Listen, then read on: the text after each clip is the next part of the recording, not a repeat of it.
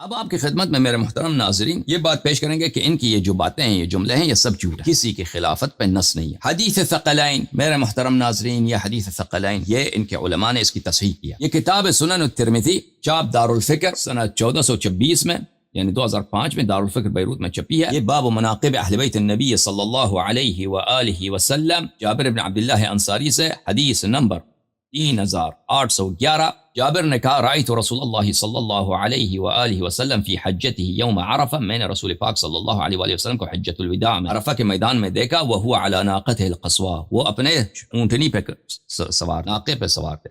ناقے پہ سوار ہو کے خطبہ دینا اس لیے ہوتا ہے کہ مجمع بہت بڑا ہے اور اسے اب سے مسلمانوں سے خداحافظی کا موقع ہے، ٹھیک ہے نا، خداحافظی کا موقع ہے۔ فسمعته یقول، فمیں نے ان کو سنا کہ انہوں نے فرمایا یا ایھا الناس انی ترکت فیکم، اے لوگوں میں نے تمہارے درمیان چھوڑ دیا، ترک کر دیا، میں نے چھوڑ دیا، چھوڑ کے جا رہا ہوں۔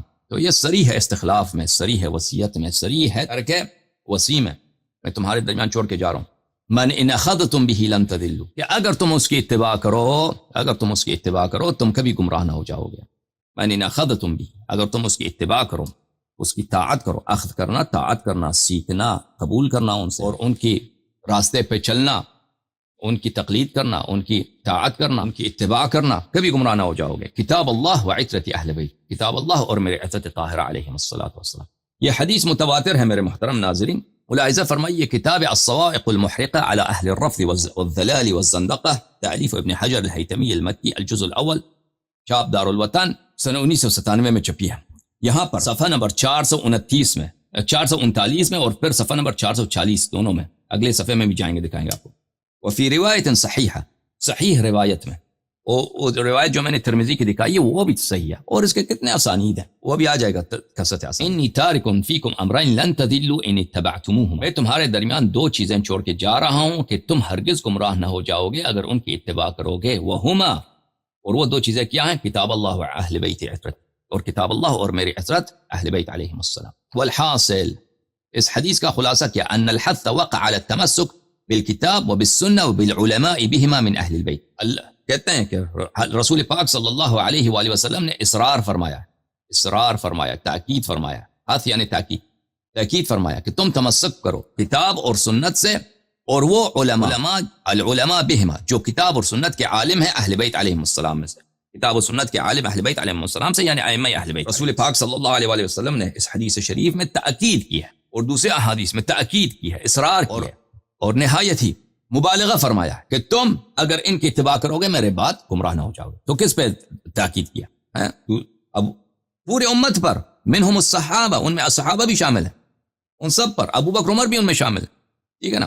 تو یہ صریح ہے استخلاف پر کہ اگر ان کی اتباع کرو گے گمراہ نہ ہو جاؤ گے، تو یہ وہ ان کی طاعت پر واجب ہے، اگر ان کی طاعت نہ کریں گے تو گمراہ ہو جاؤں گے، تو یہ تو واضح بات ہے کیونکہ پھر تو یہ صریح استخلاف ہے۔ اور یہ صفحہ نمبر 440 ہے۔ ملاحظہ فرمائیے ابن حجر ہیتمی مکی محدثین میں ان کا بڑا رتبہ ہے، یہ محدثین میں ان کا شمار ہے، ان کا بڑا رتبہ ہے، اور ایسے شخص نہیں جو جاہل ہیں، یہ نہایت ہی عظیم محقق ہیں علوم حدیث، اور یہ کتاب انہوں نے لکھا بھی شیعوں کے رد میں، لیکن اللہ تعالیٰ کیسے ان سے اعتراف کروائے۔ دیکھو، ثم علم ان لحدیث التمسک بذلك، یقین کرو، جان لو اس بات کو کہ لحدیث التمسک بذلك، یہ حدیث جس میں حکم دیا ہے کہ تم تمسک کرو قرآن اور عترت سے، ہاں اس حدیث کی کیا ہے؟ طرقاً کثیرتاً، اس کے طرق بہت زیادہ ہیں، اس کے اسانید بہت زیادہ ہیں، ایک دو حدیث نہیں، بہت ساری احادیث ہیں۔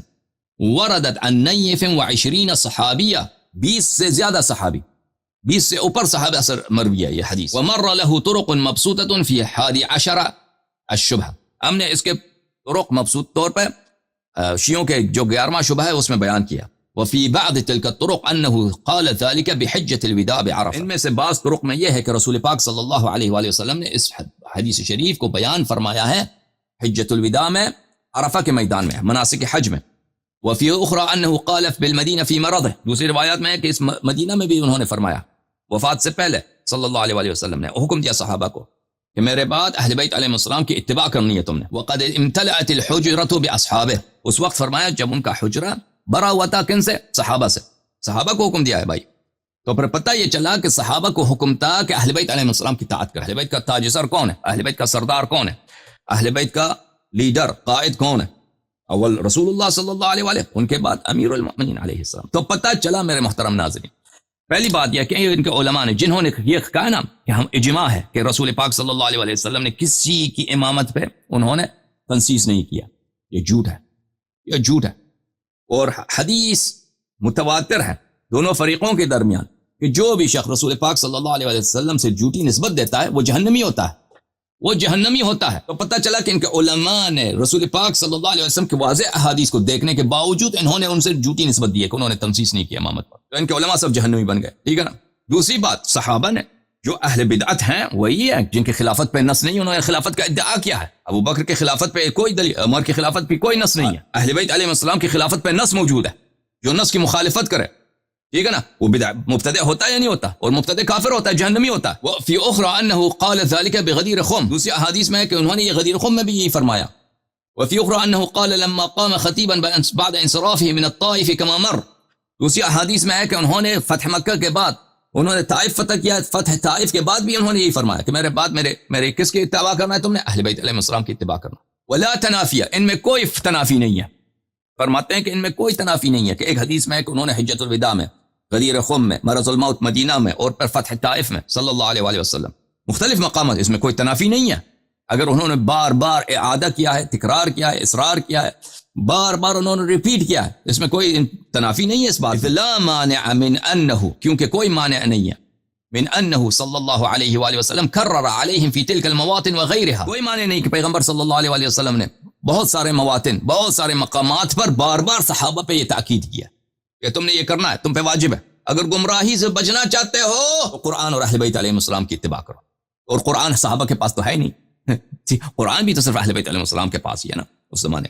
اہتماما بشأن الکتاب العزیز والعطرۃ الطاہرہ، کیونکہ رسول پاک صلی اللہ علیہ وسلم اہتمام کرتے تھے، یعنی نہایت ہی اہمیت دیتے تھے کتاب عزیز اور عطرۃ طاہرہ علیہم الصلوۃ والسلام کو۔ جب یہ پتہ چلا میرے محترم ناظرین کہ ان کے علماء نے خود انہوں نے یہ کتاب خصائص امیر المؤمنین علیہ الصلوۃ والسلام، خصائص امیر المؤمنین علی بن ابی طالب سلام اللہ علیہ لعبد الرحمن احمد بن شعیب النسائی، تخریج احمد میرین البلوچی، کتاب چھپی ہے مکتبۃ المعلاء الکویت میں سنہ 1986 میں۔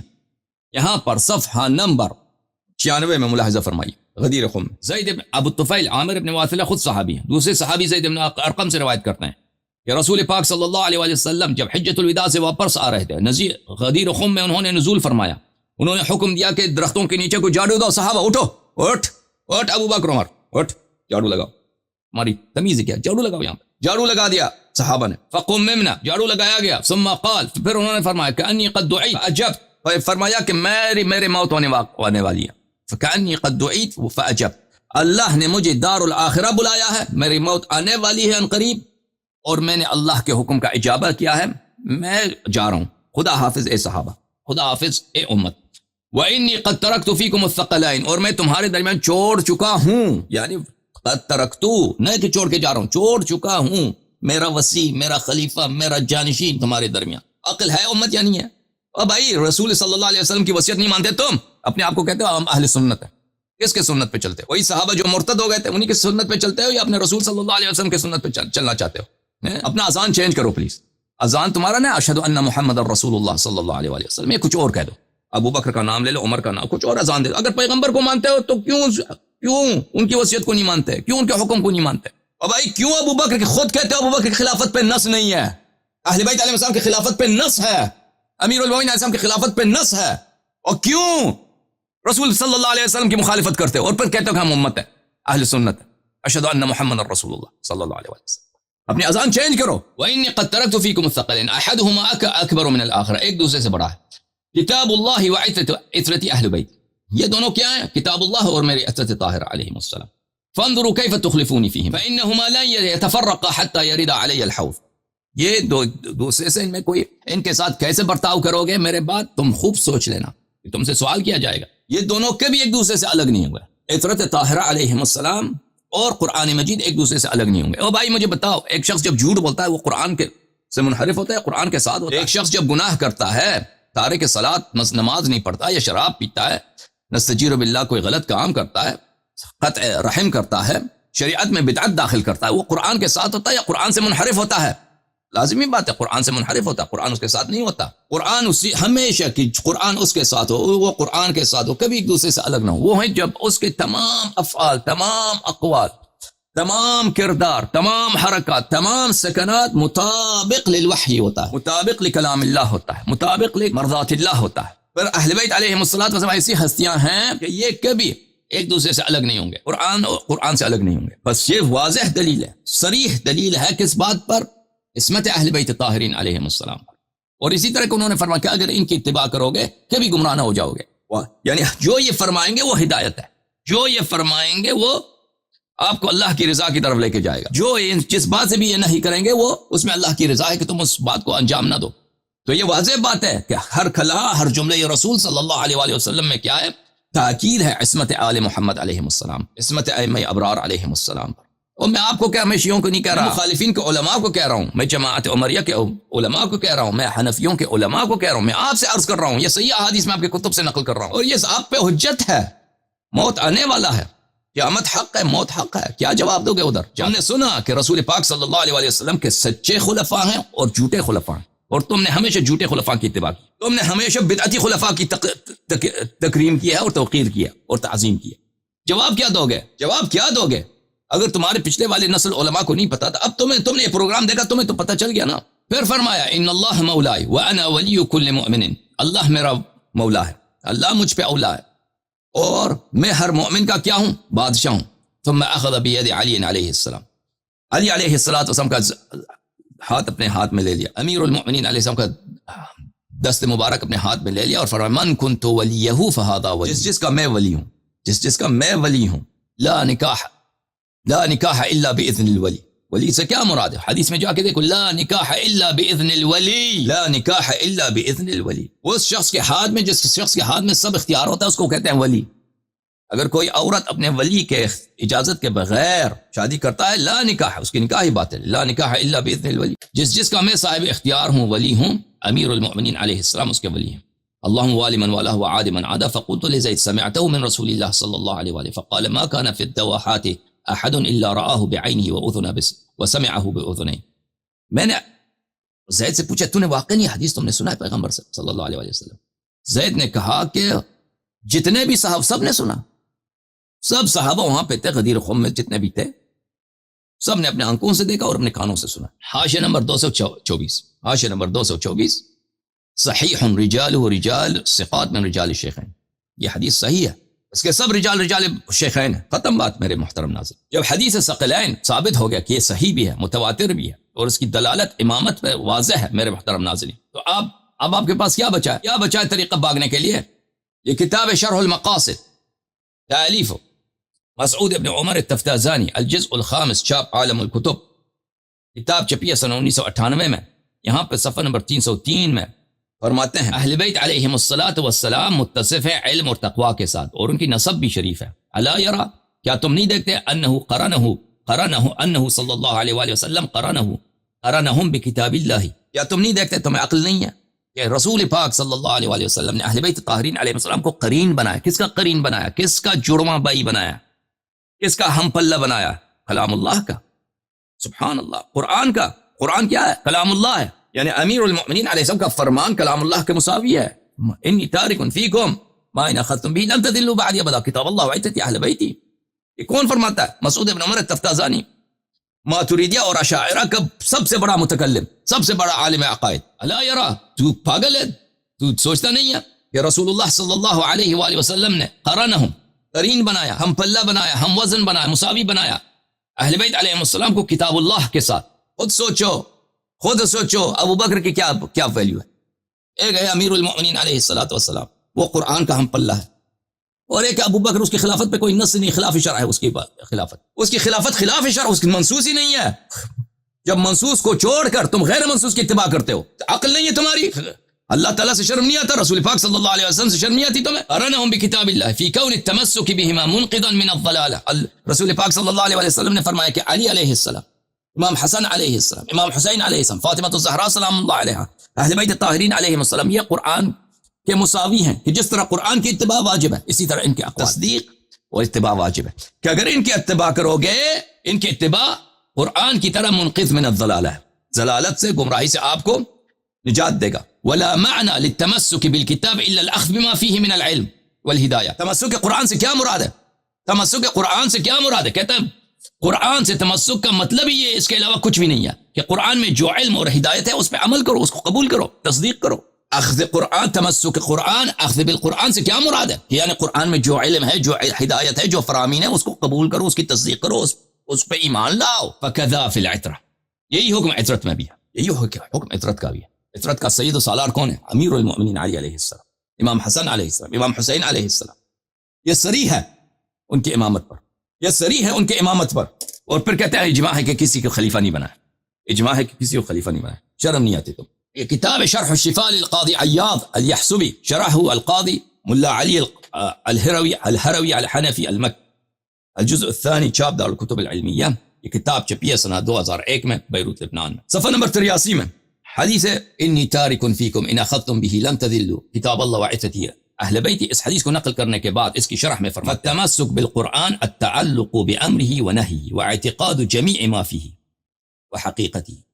تمسک قرآن سے تمسک کیا ہے؟ کہ آپ قرآن کے امر اور قرآن کی نہی کے اتباع کریں، اور قرآن میں جتنے بھی حقائق ہیں اس پہ آپ عقیدہ رکھیں. قرآن نے جو باتیں کی اس پہ عقیدہ رکھو، اور جو امر نہیں ہے اس کی اتباع کرو. والتمسک بالعطرہ محبتہم ومتابعۃ سیرتہم. عطرت سے، عطرت طاہرہ علیہم الصلاۃ والسلام سے تمسک کا کیا مطلب ہے؟ تمسک کا مطلب یہ ہے کہ ان سے محبت کرو اور ان کی سیرے پہ چلو، ان کی اطاعت کرو، ان کی بات مان لو. یہ کتاب فیض القدیر شرح الجامع الصغیر للعلامة المناوی، الجزء الثالث، چاپ دار المعرفہ. کتاب چھپی ہے سن 1972 میں بیروت لبنان میں. صفحہ نمبر 14 میں انی تارک فیکم خلیفتین کتاب اللہ حبل ممدود ما بین السماء والارض وعطرت اہل بیت. اس حدیث کی شرح میں وعطرتی، عطرت پڑھو، عیرت نہ پڑھو، اہل بیتی تفصیل بعد اجمال بدلا او بیانا. کہتے ہیں ایک اس کا عطف بیان ہے، بدل ہے. اچھا وہ عربی زبان میں ہوتی ہیں، بس نکات ہوتے ہیں، اس کی اہمیت نہیں. وہم اصحاب الکساء. اہل بیت عطرت کون ہے؟ یہ کہتے ہیں اصحاب کساء ہیں. اس سے مراد اہل بیت سے مراد اصحاب کساء ہیں جن پہ رسول پاک صلی اللہ علیہ وسلم نے کملی ڈالا ہے اور آیت تطہیر کی تلاوت فرمائی ہے. وہ ہیں الذین اذهب اللہ عنہم الرجس وطہرہم تطہیرا. حدیث کا مطلب کیا ہے؟ ان اعتمرتم بأوامر کتابہ وانتہیتم بنواہیہ اہتدیتم واہتدیتم. حدیث کا مطلب کیا ہے؟ کہ اگر تم اہل بیت اور قرآن کی اطاعت کرو گے تو کبھی گمراہ نہ ہو جاؤ گے. حدیث کا مطلب یہ ہے کہ اگر تم قرآن کے اوامر کی اطاعت کرو اور قرآن کی نواہی سے دور رہو، قرآن نے جو نہی کیا نا اس سے اجتناب کرو. وَاحْتَدَيْتُمْ بِهُدَى عِطْرَتِي، اور میرے عطرت علیہم الصلاۃ والسلام سے ہدایت اخذ کرو، ان کی ہدایت پہ چلو، ان کی تعلیمات پہ چلو. یہ کس سے فرمایا ہے؟ پوری امت سے فرمایا ہے. ابو بکر عمر اس امت سے نہیں ہے تو پھر ابو بکر عمر کا کیا فریضہ ہے؟ کہ وہ غلام کی طرح، نوکر کی طرح، چاکر کی طرح، ذلیل بندے کی طرح اطاعت کریں اہل بیت طاہرین علیہم السلام. ان کی امامت باطل ہے، خلاف النص ہے، خلاف النص ہے اس کی امامت. ابو بکر کی امامت، کس کی امامت ثابت ہے؟ اہل بیت طاہرین علیہ السلام کی امامت ثابت ہے. انہوں نے یہ کام نہیں کیا، انہوں نے یہ نہیں کیا، اہل بیت علیہ السلام کی اطاعت نہیں کیا. اور رسول پاک صلی اللہ علیہ وسلم نے کیا فرمایا کہ اگر اہل بیت علیہ السلام کی اطاعت کرو گے، اتباع کرو گے تو تمہیں نجات ہوگی. تو انہوں نے اتباع نہیں کیا تو لازمی طور پر وہ بدعتی ہیں اور وہ گمراہ ہیں. واقتدیتم بسیرتہم اہتدیتم فلم تضلوا واہتدیتم بہدی عطرتی واقتدیتم بسیرتی اہتدیتم فلم تضلوا. اگر تم میری عطرت طاہرہ علیہم الصلاۃ والسلام کی ہدایت پہ چلو، اہتدیتم بہدی عطرتی، اور ان کی سیرت پہ اقتداء کرو، اگر یہ کرو گے تو ہدایت پاؤ گے اور گمراہ نہ ہو جاؤ گے.